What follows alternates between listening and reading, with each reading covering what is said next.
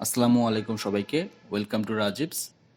আজকে আমি আলোচনা করব ধারাবাহিক টিউটোরিয়ালের নবম শ্রেণীর চ্যাপ্টার 1 অর্থাৎ প্রাত্যহিক জীবনের সেট।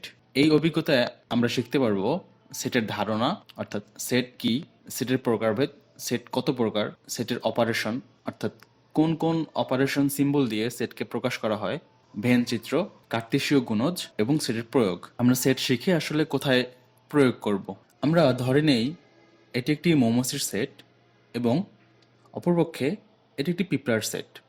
এই দুই সেটের মধ্যে লক্ষ্য করলে আমরা দেখতে পারি মৌমাছি উঠতে পারে, মধু আহরণ করে, খোলা স্থানে বাসা বাঁধে এবং এর 6টা পা আছে, দলে বসবাস করে, রানী দ্বারা নিয়ন্ত্রিত। অর্থাৎ মৌমাছির এই 6টা বৈশিষ্ট্য আমরা লক্ষ্য করি।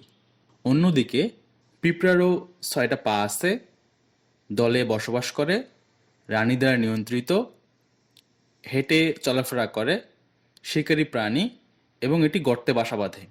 দুই সেটের মধ্যে আমরা লক্ষ্য করি উভয়েরই 6টা পা আছে, দলে বসবাস করে এবং রানী দ্বারা নিয়ন্ত্রিত।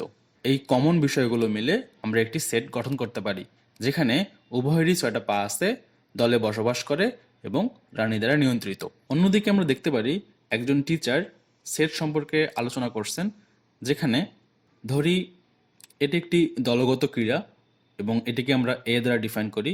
এটি হচ্ছে একক ক্রীড়া যেটিকে আমরা বি দ্বারা ডিফাইন করি এবং এটি হচ্ছে সাংস্কৃতিক প্রতিযোগিতা যেটিকে আমরা সি দ্বারা ডিফাইন করি। ধরি আমাদের 4জন বন্ধু রয়েছে যাদেরকে আমি 1, 2, 3 অ্যান্ড 4 দ্বারা ডিফাইন করি।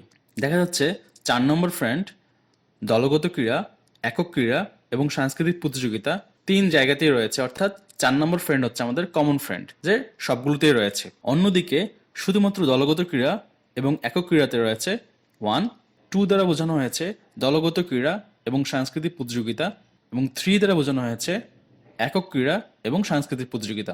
সো আমরা এটিকে একটি সেট দ্বারা প্রকাশ করলাম। Thanks for watching. পরবর্তী টিউটোরিয়াল দেখার জন্য সাবস্ক্রাইব করে পাশে থাকুন। ধন্যবাদ।